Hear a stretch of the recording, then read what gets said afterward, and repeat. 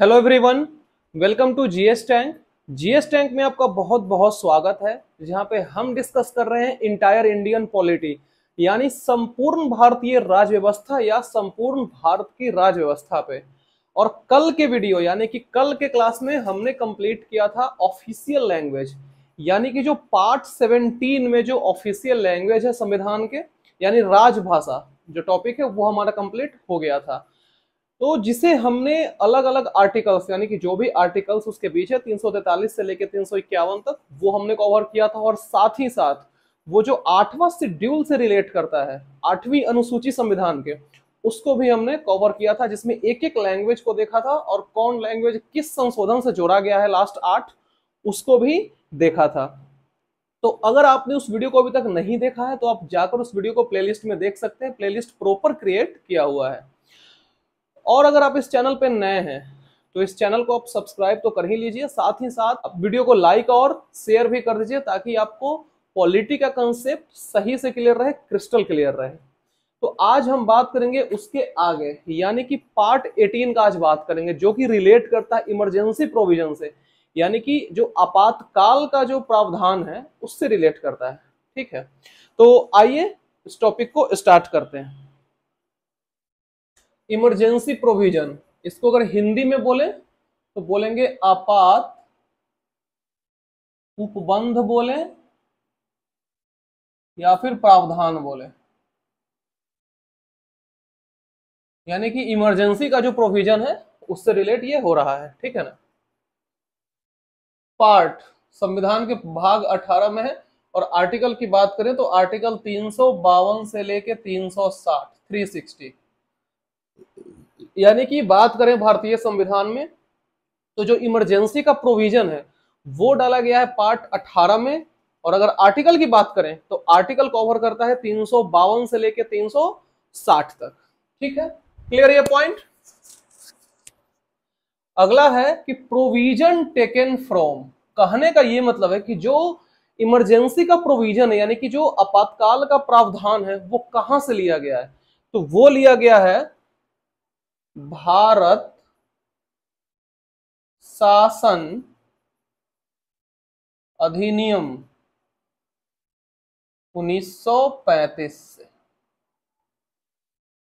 ठीक है, या फिर इसको बोल सकते हैं गवर्नमेंट ऑफ इंडिया एक्ट 1935। ठीक है, अब इसमें होता क्या है बेसिकली प्रोविजन वाले में, कि मैक्सिमम लोग क्या करते हैं कि इसको जर्मनी टिक कर देते हैं। जैसे क्वेश्चन पूछेगा कि इमरजेंसी का प्रावधान कहां से लिया गया है, तो लोग टिक कर देंगे जर्मनी, लेकिन नहीं। जर्मनी से जो लिया गया है उसमें था कि suspension of fundamental rights during emergency, यानी कि आपात के दौरान जो फंडामेंटल राइट्स यानी मौलिक अधिकार का निलंबन होता है, उसका प्रावधान लिया गया है जर्मनी से, जर्मनी के वीमर संविधान से। लेकिन जो प्रॉपर इमरजेंसी का जो प्रावधान है वो लिया गया है भारत शासन अधिनियम इंडियन काउंसिल एक्ट 1935 बोले, या फिर गवर्नमेंट ऑफ इंडिया एक्ट 1935 बोले, उससे लिया गया है। क्लियर ये पॉइंट। तो ये बात हो गई प्रोविजन की। अब बात करते हैं इसके टाइप्स की, यानी कि बोले इंग्लिश में तो types of emergency. Types of emergency, ठीक है, जिसमें पहला है राष्ट्रीय आपात, इसको इंग्लिश में बोले तो नेशनल इमरजेंसी।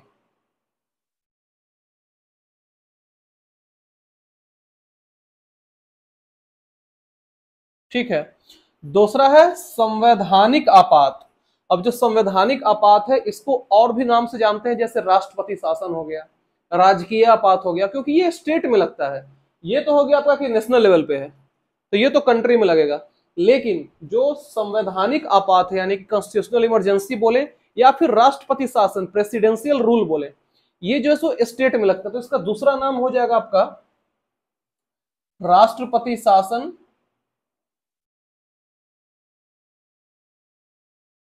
और तीसरा नाम भी इसका है राजकीय आपात। अब इसको इंग्लिश में बोले तो अगर संवैधानिक आपात मतलब हो जाएगा कॉन्स्टिट्यूशनल इमरजेंसी, राष्ट्रपति शासन मतलब प्रेसिडेंशियल रूल, और राजकीय आपात मतलब हो जाएगा स्टेट इमरजेंसी। तीनों एक ही है। ठीक है, अब तीनों का इंग्लिश लिखेंगे तो फिर जगह नहीं बचेगा। और लास्ट है आपका वित्तीय आपात, जिसको इंग्लिश में बोला जाता है फाइनेंशियल इमरजेंसी।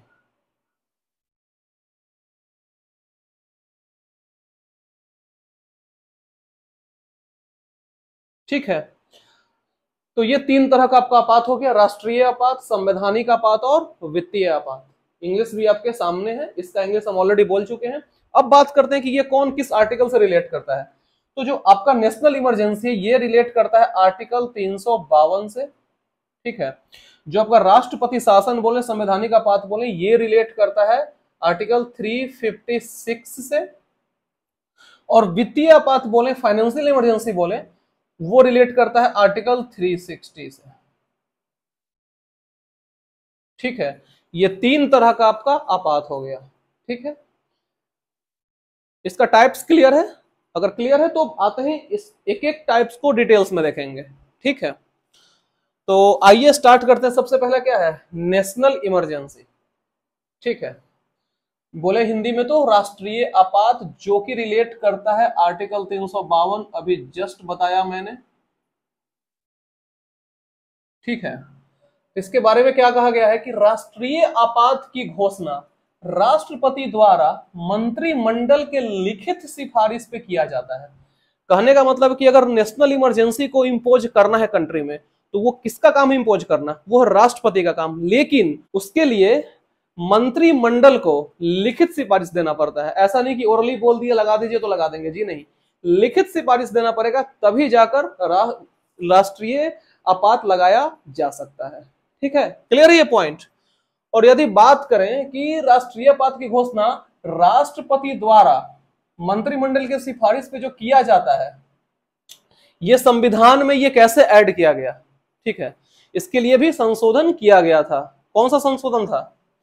ये रिलेट करेगा आपका 44वां संविधान संशोधन अधिनियम 1978, जो कहा गया है कि राष्ट्रपति को अगर लगाना है इमरजेंसी, नेशनल इमरजेंसी, तो उसके लिए मंत्रिमंडल का लिखित सिफारिश देना पड़ेगा। तो इसको संविधान में ऐड किया गया है 44वां संविधान संशोधन अधिनियम 1978 के तहत। क्लियर ये पॉइंट? अगला पॉइंट है कि तीन आधार पर राष्ट्रीय आपात घोषित किया जाता है। अगर कंट्री में नेशनल इमरजेंसी लगाना है तो उसके लिए तीन बेसिस हैं, तीन बेसिस हैं जिसके आधार पे लगाया जा सकता है इमरजेंसी देश में। ठीक है, तो क्या क्या बेसिस हैं वो? पहला है युद्ध की स्थिति में। मान लीजिए कि किसी देश से लड़ाई हो गया इंडिया का, ठीक है, किसी देश से इंडिया का लड़ाई हो गया, तो उस केस में इमरजेंसी लगाया जा सकता है देश में। ठीक है, दूसरा है बाह्य आक्रमण की स्थिति में। अगर कोई एक्सटर्नल इन्वेजन हो गया, ठीक है, मतलब कोई दूसरा देश हमला कर दिया, ठीक है, तो उस केस में भी इमरजेंसी लगाया जा सकता है। और तीसरा है सशस्त्र विद्रोह की स्थिति में। सशस्त्र विद्रोह बोले तो आर्म्ड रिवेलियन।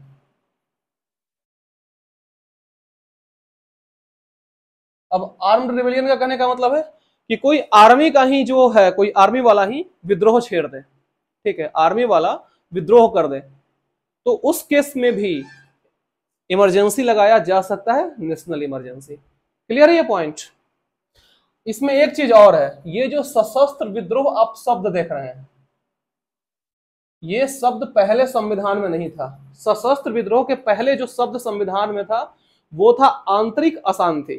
ठीक है, आंतरिक अशांति वो शब्द था, लेकिन इसको, इस शब्द को मतलब सशस्त्र विद्रोह से रिप्लेस कर दिया गया, यानी कि आंतरिक अशांति को सशस्त्र विद्रोह शब्द से रिप्लेस कर दिया गया। और वो भी कौन से संशोधन से? यही संशोधन था, 44वां संविधान संशोधन अधिनियम 1978 के तहत। ठीक है, क्लियर ये पॉइंट समझ में आ गया? अगला है कि जब राष्ट्रीय आपात युद्ध और बाह्य आक्रमण के आधार पर लागू होता है तो वो बाह्य आपात कहलाता है। अगर नेशनल इमरजेंसी युद्ध और बाह्य आक्रमण माने कि वॉर और एक्सटर्नल एग्रीगेशन इसको बोले, या फिर एक्सटर्नल एग्रेशन बोले, उसके आधार पर अगर लगाया जा रहा है देश में, तो उसको बोलते हैं क्या? बाह्य आपात, या इसको इंग्लिश में बोले तो एक्सटर्नल इमरजेंसी बोलते हैं इसको, एक्सटर्नल इमरजेंसी। ठीक है, ये बात याद रखेंगे कि अगर युद्ध और बाह्य आक्रमण के आधार पर लगाया जा रहा है इमरजेंसी, तो वो होता है एक्सटर्नल इमरजेंसी, बाह्य आपात। ठीक है, अब इसमें क्या होता है बाह्य आपात में, यानी कि एक्सटर्नल इमरजेंसी में क्या होगा, तो जब बाह्य आपात लगता है तो आर्टिकल 358 स्वतः लागू हो जाता है। यानी कि अगर एक्सटर्नल इमरजेंसी इंपोज होता है तो जो आर्टिकल 358 है, यानी कि अनुच्छेद 358 है, वो ऑटोमेटिक लागू कर दिया जाता है। अब आर्टिकल 358 क्या है, आर्टिकल 358 है कि आर्टिकल 19 को, आर्टिकल 19 का निलंबन, यानी कि आर्टिकल 19 जो फंडामेंटल राइट है उसका सस्पेंशन की बात हो रही है। अब आर्टिकल 19 के अंदर मैंने आपको बताया था कि 6 अलग अलग तरह का राइट्स आते हैं, 19(1), 19(2), 19(3), 19(4), 19(5), 19(6) मैंने बताया भी था। अगर आपको कंफ्यूजन है इस आर्टिकल 19 में भी तो आप फंडामेंटल राइट्स का वीडियो देख सकते हैं, क्योंकि हम तो यहाँ एक्सप्लेन नहीं करेंगे क्योंकि टाइम बहुत लग जाएगा। तो आप उस वीडियो को जाकर देख लीजिए, तो आपका आर्टिकल 19 भी अच्छे से क्लियर हो जाएगा। ठीक है, तो बेसिकली आर्टिकल 358 यही कहता है कि अगर ये इंपोज होता है तो आर्टिकल 19 जो फंडामेंटल राइट है वो सस्पेंड हो जाता है, निलंबित हो जाता है। ठीक है, और ये कब होगा, जब एक्सटर्नल इमरजेंसी इंपोज होगा तब। ठीक है, क्लियर ये पॉइंट। तो आई होप कि ये पॉइंट आपको क्लियर हो गया हो। तो इसमें भी और पॉइंट्स बचे हैं, आप इसको एक बार नोट डाउन या स्क्रीनशॉट ले लीजिए, फिर इसके आगे आते हैं। अब आते हैं अगले पॉइंट पे। ठीक है, तो अगला पॉइंट क्या कहता है कि जब राष्ट्रपति आपात सशस्त्र विद्रोह के आधार पर लगता है तो वह आंतरिक आपात कहलाता है। ठीक है, अगर नेशनल इमरजेंसी इंपोज किया जा रहा है वो भी आर्म्ड रेवेलियन के बेसिस पे, सशस्त्र विद्रोह के आधार पे, तो उसको क्या बोलेंगे, उसको बोलेंगे इंटरनल इमरजेंसी, यानी कि आंतरिक आपात। इंग्लिश में क्या बोलेंगे इसको, इंटरनल इमरजेंसी।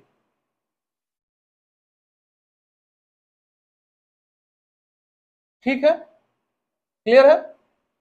इसमें एक पॉइंट ये है कि इस आपात के लगने पे आर्टिकल 358 लागू नहीं होता। यानी कि अगर एक्सटर्नल इमरजेंसी लग रहा था तो उस समय आर्टिकल 358 ऑटोमेटिक लागू हो रहा था, लेकिन अगर इंटरनल इमरजेंसी इंपोज होता है तो आर्टिकल 358 लागू नहीं होगा, यानी कि जो आर्टिकल 19 है वो ऑटोमेटिक सस्पेंड नहीं होगा। क्लियर है ये पॉइंट। ठीक है, अगला है राष्ट्रपति के आपात की घोषणा के बाद 30 दिन के अंदर संसद की स्वीकृति 2/3 बहुमत से जरूरी है। जैसे राष्ट्रपति जो है वो आपात की घोषणा कर दिए, ठीक है, आपात की घोषणा कर दिए, तो जिस दिन घोषणा किए उसके बाद से 30 दिन के अंदर अगर संसद 2/3 बहुमत से स्वीकृति ले लेती है, यानी कि स्वीकृति उसका जरूरी होता है, तो स्वीकृति अगर दे देती है 2/3 बहुमत से, तब उसको है सो 6 महीने के लिए इंपोज किया जा सकता है। यानी कि जो नेशनल इमरजेंसी है वो 6 महीना तक लग जाएगा। कब, जब संसद 2/3 बहुमत से स्वीकृति देती है तब। ठीक है, यही बात यहां पे लिखा गया कि अगर संसद स्वीकृति दे दे तो राष्ट्रीय आपात 6 महीना के लिए लग जाता है, यानी कि 6 महीने तक वो लागू रहता है। ठीक है, इसके बाद मतलब, लेकिन ये तो 6 महीने के लिए हो गया, लेकिन मान लीजिए कि उसको भी बढ़ाना है आगे, 6 महीने में काम नहीं हुआ और आगे उसको एक्सटेंड करना है, तो उसके लिए क्या है कि प्रत्येक 6 महीने पर संसद अगर स्वीकृति देती है तो राष्ट्रीय आपात अनिश्चित काल तक लागू रह सकता है। यानी कि हर 6 महीना पे संसद को 2/3 बहुमत से स्वीकृति देनी पड़ती है। ठीक है, तब जाकर वो नेशनल इमरजेंसी है वो लागू रहता है, अगर नहीं दे पाती है तो इमरजेंसी हट जाएगा। ठीक है, यही बात यहाँ पे कहा गया है, प्रत्येक 6 महीने पे। ठीक है, राष्ट्रीय आपात के दौरान आर्टिकल 20 और 21 निलंबित नहीं होता है। ये बात हमने आपको बताया भी था पहले भी कि अगर इमरजेंसी इंपोज होता है, यानी कि नेशनल इमरजेंसी अगर इंपोज होता है तो सारे फंडामेंटल राइट्स के जो आर्टिकल हैं वो सस्पेंड हो जाएंगे, लेकिन 20 और 21 को छोड़ के, एक्सेप्ट 20 एंड 21, ये दोनों आर्टिकल को छोड़ के बाकी सारे फंडामेंटल राइट्स सस्पेंड हो जाते हैं। ठीक है, क्लियर है ये पॉइंट। और ये जो सस्पेंशन की बात हुई है कि इमरजेंसी के दौरान फंडामेंटल राइट्स का जो सस्पेंशन है वो कहां से लिया गया है, जर्मनी के वीमर संविधान से। ठीक है, क्लियर है ये पॉइंट। अब अगला बात करेंगे कि अभी तक कितना बार लागू किया गया है नेशनल इमरजेंसी। तो अभी तक 3 बार लागू किया गया है। जो राष्ट्रीय आपात है वो अभी तक 3 बार लागू किया गया है। कब कब? पहला किया गया था 1962 में। क्यों?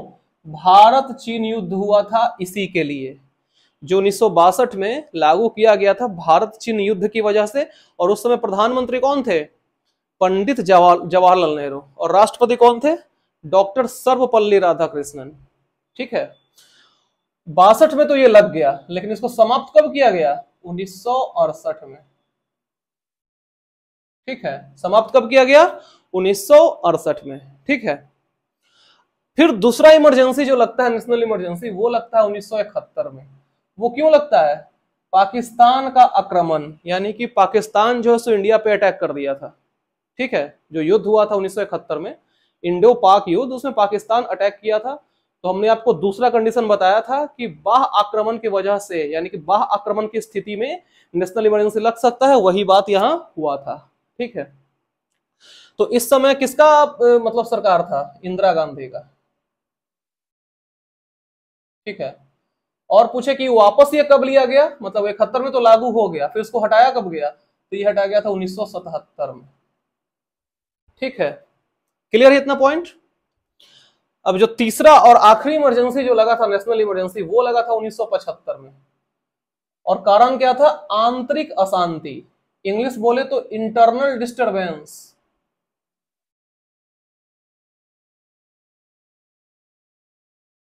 ठीक है, आंतरिक अशांति। और पीएम कौन थी? इंदिरा गांधी।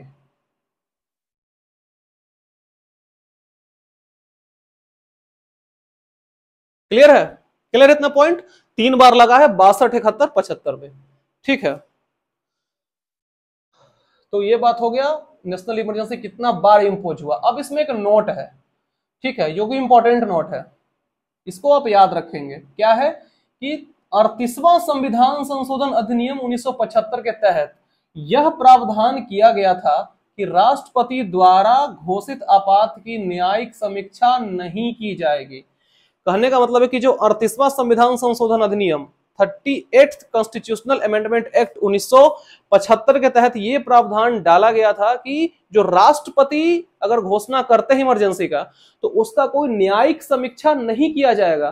कहने का मतलब है कि जुडिशियल रिव्यू इसका नहीं किया जाएगा। अब जुडिशियल रिव्यू क्या होता है ये तुम कितना बार आपको बता दिए हैं, तो हमको नहीं लगता है कि अभी दोबारा इसको बताने का जरूरत है। ठीक है, तो इसका न्यायिक समीक्षा नहीं किया जाएगा। लेकिन 44वां संविधान संशोधन अधिनियम के तहत क्या हुआ कि इस फैसला को उलट दिया गया, पलट दिया गया, और यह प्रावधान डाला गया कि राष्ट्रपति अगर घोषणा करते ही इमरजेंसी का, तो उसका न्यायिक समीक्षा किया जाएगा, यानी कि उसका जुडिशियल रिव्यू किया जाएगा। किसके तहत? 44वां संविधान संशोधन अधिनियम के तहत यह प्रावधान को पलट दिया गया है। ठीक है, क्लियर इतना पॉइंट। तो आप इसको नोट डाउन या स्क्रीनशॉट ले लीजिए। ठीक है, तो आज हम वीडियो को यहीं तक रखेंगे। ठीक है, आज थोड़ा सा वीडियो छोटा ही रहेगा, आज हम वीडियो को यहीं तक रखेंगे। और कल हम बात करेंगे कि इसका क्या इफेक्ट है, यानी कि अगर लगता है नेशनल इमरजेंसी तो उसका क्या इफेक्ट है। वो एक छोटा सा टॉपिक है।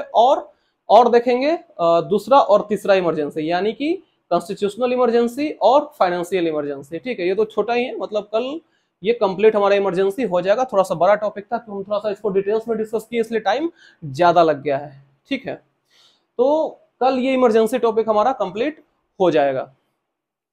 तो फिलहाल इस वीडियो में इतना ही। देखने के लिए आपका बहुत बहुत धन्यवाद। अगर आपको ये वीडियो पसंद है तो आप इसको लाइक भी कर दीजिए, और साथ में कमेंट करके भी बताइए कि ये वीडियो कैसा लगा आपको। ठीक है, और अगर आपने इस चैनल को सब्सक्राइब नहीं किया है तो सब्सक्राइब भी कर दीजिए और बेल आइकन को भी प्रेस कर दीजिए। तो फिर मिलते हैं कल इसी के आगे, यानी कि इमरजेंसी पार्ट 2 में। ठीक है, तब तक के लिए thank you so much. Bye bye, take care.